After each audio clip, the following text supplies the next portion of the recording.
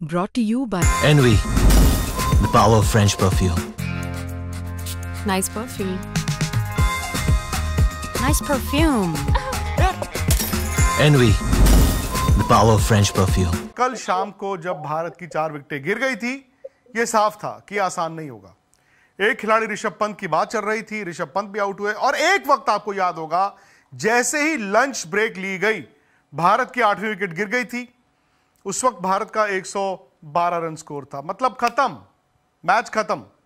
उसके बाद अगले 35 ओवर बुमराह और जडेजा और फिर जडेजा और सिराज लड़ते रहे।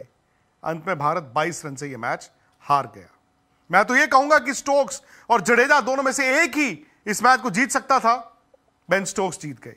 लेकिन मैं आपको सीधा लॉर्ड्स लेकर जा रहा हूं। लॉर्ड्स से सुनील गावस्कर हमारे साथ हैं और सनी भाई ने क्योंकि यह मैच वहां से देखा है।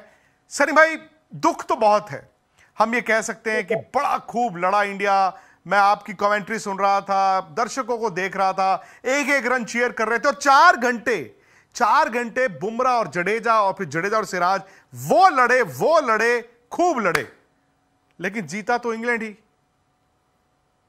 जी बिल्कुल। देखिए, कभी कभी नसीब की भी जरूरत होती है और अगर वो भारत के साथ होता तो शायद ये जो निर्णय हमने देखा, ये जो नतीजा हमने देखा, वो शायद अलग होता। देखिए, आखिरी विकेट की भी देखिए, नसीब की बात है।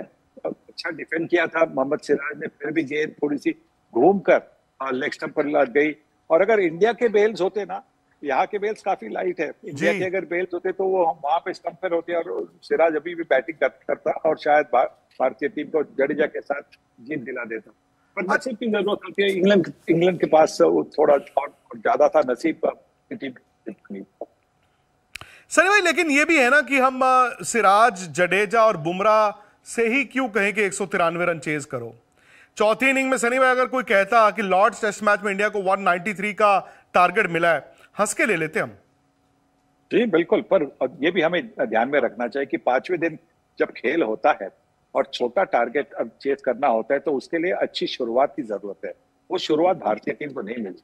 जायसवाल जल्दी आउट हो गई। जायसवाल एक ऐसे खिलाड़ी है, अगर वो थोड़ी देर के लिए तो एक 25-30 फटाफट कर लेते तो मतलब 190 तो अगर 40 रन कम हो जाते कल ही और तो फिर फर्क पड़ जाता। पर वो जल्दी आउट हो गए। उसके बाद में करुण नायर भी आउट हो गए। शुभमन गिल जो इतने बड़े फॉर्म में है, वो इस मैच में कुछ कर नहीं पाए। तो उसी की वजह से भारतीय टीम को ये जो जीत हार का सामना करना पड़ा। ये है इंडिया और इंग्लैंड का महामुकाबला। लाइव मैचेस तो आप देख लेंगे, मगर खेल के पीछे टीमों की स्ट्रैटेजी, टीमों की चाल और फिर आपके सवाल, ये सब होंगे स्पोर्ट्स तक।